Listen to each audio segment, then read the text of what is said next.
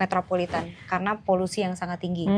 Begitu polusi tinggi, kita hirup terus, kita mau nggak mau kita memang kebanyakan zat berat di dalam tubuh kita. Nah kebiasaan menghirup udara polusi itu membuat kita memang mau nggak mau kita akan susah gitu, emosian gitu. Nah kalau kita di gunung pasti akan lebih tenang. Itu kalau mau yang gampang atau banyak liburan juga. Banyak orang habis liburan healing duitnya habis, stres lagi dia. Jangan. Iya kan biasa ya gitu. Udah jangan tinggal di kota, tinggal di desa udah. Tapi orang desa nggak banyak stres ya? Nggak banyak stres kan? Nggak banyak. Tuh, karena mereka ya hidupnya tuh lebih sederhana ya pertama ya. Terus dengan udaranya. Maka itu dah. Mbah aku usianya 102 by the way. Mbah aku 102 dan masih ada. Sekarang sehat loh. Tinggal di mana dia? Jadi Semarang, atasnya lagi di Mijen. Kapan lah kita kesana yuk, aku mau.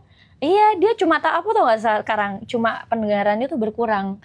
Tapi masih kadang-kadang tuh suka inget orang. Jadi aku nih, kan dia udah lama gak ketemu aku gitu. Ingat aku, padahal 102 tahun. Nah, beliau itu dulu, yang dilakuin Kak Ditya ini, beliau lakuin. Puasa mulu. Iya, aku dong. Puasa mulu tiap hari. 102 aku Beb. Lama kali. Nih, jadi dia puasa getol banget, kuat banget puasanya. Terus karena di Semarang, Mijen itu kan atas tuh gunung kan. Dia tuh bersih ya. Bersih banget. Dan memang dia jalan kaki terus gitu. Jadi jalan kaki terus, bener-bener kayak hidup sehat banget lah. Makanannya juga kan kalau di desa kan masih kayak ubi-ubi gitu kan. Enak banget. Iya. Jadi dengan melihat beliau sampai sekarang 102 itu tuh kayak berarti sebenarnya jalan kehidupan yang dulu kita laluin itu emang bagus loh. Orang dulu sama sekarang itu lebih sehatan orang sehat. Dulu aja 80 90 tuh masih oke. Nah sekarang 34 aja tadi. Iya. Jadi tadi pagi kita baru ditelepon sama orang. Umurnya 34 tahun tuh penyakit autoimun gitu. Iya, autoimunnya yang terserang. Nah, kebanyakan orang yang kena autoimun itu adalah para wanita. Perempuan, yes. Ya kan? Nah, kenapa kok para wanita? Tuh. Karena terlalu banyak kecemasan. Dia suka mendem. Iya, jadi suka mendem. Kalau ada apa-apa itu kayaknya dipendem, dipikirin terus gitu. Kalau cowok kan beda ya. Kalau cowok itu kan kayak stres dia rilis aja gitu, bayar banget. Cewek apa gimana salah? Gak boleh serius banget terus. Sorry itu true juga bener. Ya. Cuma kalau cewek itu kan semuanya sakit tuh sudah dipikirin ya. Terus kadang-kadang apa yang dia jadi lakuin. Jadi autoimun tuh emang biasanya karena sedih. Cewek. Betul. Karena sedih. Jadi kebayangannya gini. Sebenarnya autoimun itu adalah sistem kekebalan tubuh yang menyerang balik diri sendiri. Yes. Yang harusnya kekebalan tubuhnya itu kan membantu dia untuk ngejaga dari bakteri, virus atau yang gak baik lah dari luar gitu. Tapi dia malah salah tuh nyerang balik diri sendiri. Betul. Yes, betul. Nah itu biasanya dari kayak dia itu sedih, ya kan? Dia kayak mendem. Jadi dia marah nih, misalnya nih aku tuh, jadi sel tubuh aku tuh marah sama aku karena aku terus-terusan nyakitin diri aku sendiri karena aku tidak mengeluarkan perasaan yang harus keluar gitu. Betul. Nah itu bisa jadi autoimun. Nah tadi pagi kita baru ditelepon sama orang umurnya baru 34 tahun ya, 34 tahun dia sudah mengalami autoimun yang akhirnya sampai sudah di ICU selama 45 hari. Jadi itu udah GBS itu yang diserang itu adalah syarafnya. Nah syarafnya akhirnya otot-ototnya itu melemah gitu. Jadi sampai dikasih udah 45 hari di ICU sampai nggak sembuh-sembuh kayak gitu. Masih belum. Sembuh. Amin sembuh. Insya Allah. Ya pokoknya ya tadi baru ditelepon, kita akan mencoba untuk bantu sekarang. Nanti paling kita masih kontekan sama mereka. Nah itu dia yang kita bahas tadi, sebetulnya memang orang zaman sekarang ini banyak banget sakitnya. Karena memang banyak tidak sadar sama nature gitu ya. Betul. Nah sebetulnya manusia ini sehat karena kita itu punya bantuan sama alam loh. Oh iya, gini juga. Kan tadi kita bahas nih, jadi kalau banyak orang tuh kan ngerasa nggak tenang kan. Sebenarnya ada nggak sih efek dari kesehatan kita itu yang dimulai dari lingkungan kita yang adalah sekarang ini radiasi. Tuh kan. Menurut kamu gimana? Iya radiasi, banyak lah. Faktornya banyak banget, makanan tidak sehat, radiasi, toxic people around you gitu kan, terus polusi, terus apa namanya, toxic people tuh kan kayak teman-teman atau orang tua kayak kapan lu tajir lu nggak tajir mulu, kapan lu nikah, kapan ini punya anak dua, kapan itu kan sebetulnya toxic kan. Kapan mati? Jahat. Enggak, dia bilang gini, ayo tambah lagi dong, belum dapat anak cewek gitu kan. Boleh kalau kamu biayain anak gue nanti ya gitu. Iya. Nah itu kan sebetulnya toxic itu yang sebetulnya yang bikin kita melemahkan tubuh kita gitu. Yang kita jadinya kayak hold grudge, energi kita tidak bisa bergerak, jadi kita emosi tertahan gitu. Nah itu jadi penyakit sebetulnya semuanya. Dan penyakitnya itu gawat. Ya. Bukan yang penyakit kayak pusing doang. Nah itu kan bertahun-tahun pusing kamu pegang, akhirnya jadi satu badan sakit. Betul. Nah itu kita memang banyak jadi konsultan di situ, ya kesehatan lah. Tapi ya kita berusaha untuk seholistik mungkin gitu. Mungkin pada dasarnya pertanyaan ini kan buat untuk ketenangan hati, ketenangan jiwa orang gitu kali ya. Mungkin yang kayak Kak Ditya juga suka ajarin kan meditasi. Aku gak pernah ngajar meditasi sih. Aku gak pernah ngajar meditasi? Padahal dia meditasi. Iya sih. Iya lagi. Soalnya gini, orang gak ngerti meditasi tuh, orang gak ngerti makna dari meditasi itu sendiri gitu. Okay. Kadang orang meditasi kayak diem, iya sih boleh juga sih. Karena kalian butuh diam untuk menenangkan neuron kita supaya gak terlalu cepat-cepat gitu. Sebetulnya kan kita itu harus lambat.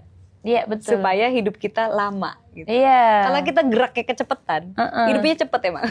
Gini, ada satu kan dia bilang, kamu tahu gak usianya anjing sama usianya kura-kura lebih lama siapa hidup? Kura-kura kan? Kamu tahu bedanya apa? Kalau anjing, napasnya gitu bener-bener. Nah kalau kura-kura slow. Jadi napasnya kan. Nah, sebenarnya inti dari meditasi yang Kak Ditya bilang itu adalah melambat. Kita harus melambat gitu. Ngatur napas. Iya. Kamu gak pernah ngajarin meditasi sih? Belum pernah. Oh iya, oke. Meditasi apa? Ulang lagi Kak Ditya. Artinya buat apa? Jadi meditasi itu sebetulnya kalau di aku memang fokus terhadap kehidupan, fokus terhadap nafas, tapi tidak harus diam gitu. Di dalam hidup itu adalah meditasi itu sendiri. Jadi ketika kamu menjalankan hidup, ya lebih baik kamu fokus terhadap nafasmu. Misalnya kamu marah gitu, di tengah jalan nih ada orang gitu, wah gitu kan, bikin orang marah. Nah terus aku langsung gini, berhenti nafas, aku langsung. Aku langsung berhenti nafas berapa detik. Itu cara yang paling terus, cepat. Habis itu kan gak bisa nafas tuh. Gitu kan, langsung nafas lagi. Terus, oh iya gue lupa tadi mau marah ya, gak jadi deh gitu.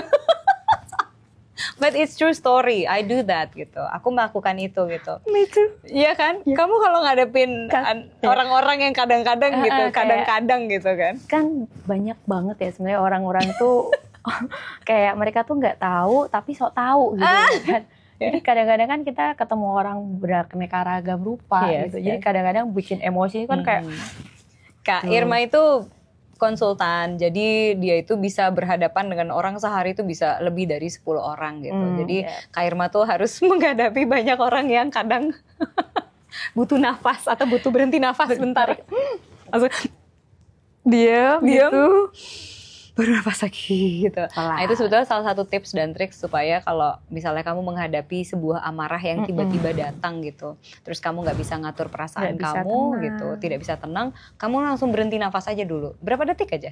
Betul. Tahan sampai sebisa mungkin kamu nggak nafas agak lama gitu. Ya. Habis itu kamu nafas pelan. Nanti jantung kamu yang dredeg tadinya mau marah pasti hilang. Ya betul. Satu deh, kayaknya pertanyaannya lebih bagus kayak aku tanya yang apa tuh? Kayaknya aku pertanyaan kamu rangkum ini. Oke lah. Kayaknya lebih gampangnya adalah langsung dirangkum intinya gitu. Iya, oke.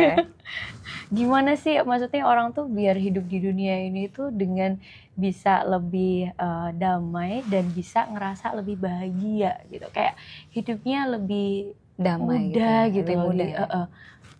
Semua tentang vibrasi sih. Itu aja. Tapi kalau orang ngomong vibrasi tuh orang bingung kali ya. Jadi kalau vibrasi buat aku itu kayak semua dimulai dari kata-kata yang ada di dalam pikiran kamu. Ya, betul. Kalau misalnya kamu menciptakan banyak kata-kata buruk di dalam kepala kamu, otomatis kan hidup kamu akan buruk. Itu saja gitu. Kalau kamu bangun tidur gitu, Tuhan terima kasih aku hidup.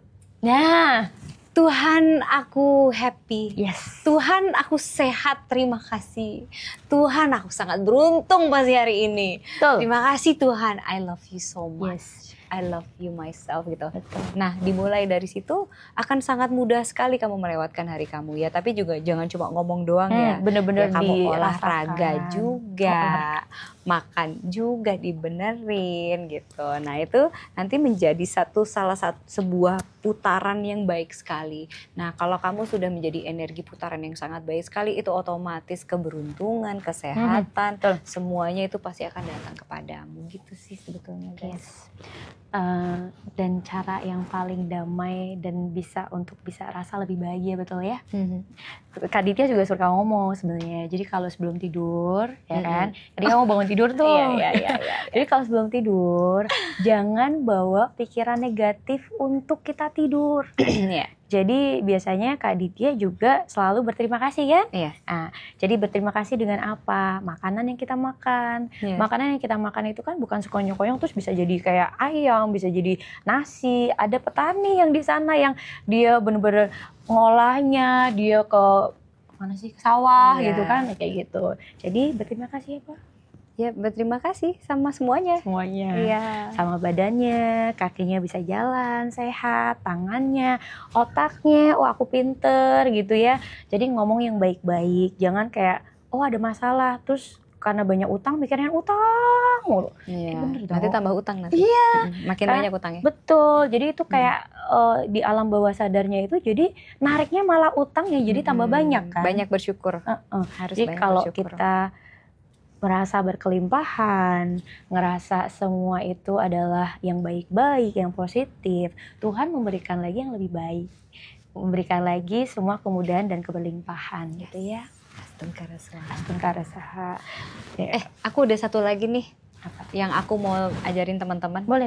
Dicobain ya, sebelum tidur, kamu buat surat cinta untuk dirimu sendiri. Oh iya.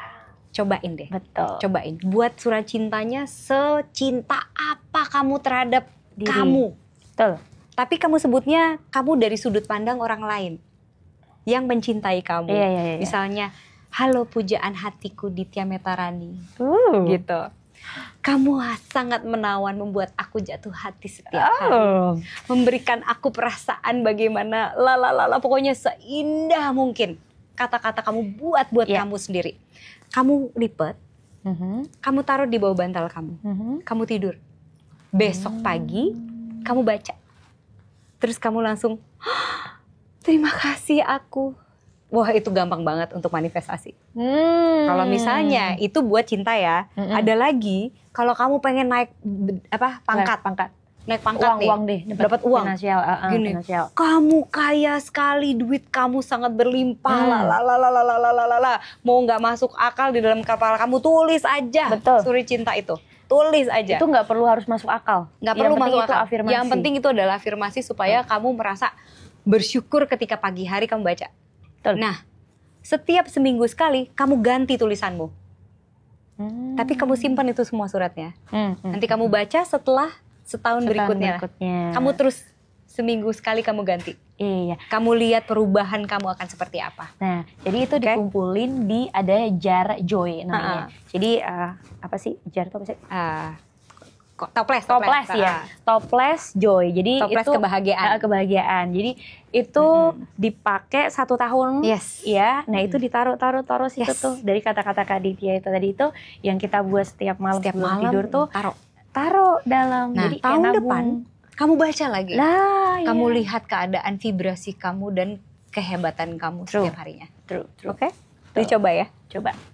Itu yang aku lakuin untuk dapat 100 juta pertama. 100 juta pertama. Thank you.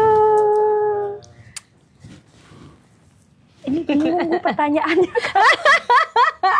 Atau yang bikin pertanyaan. Gak apa-apa. Maaf ya.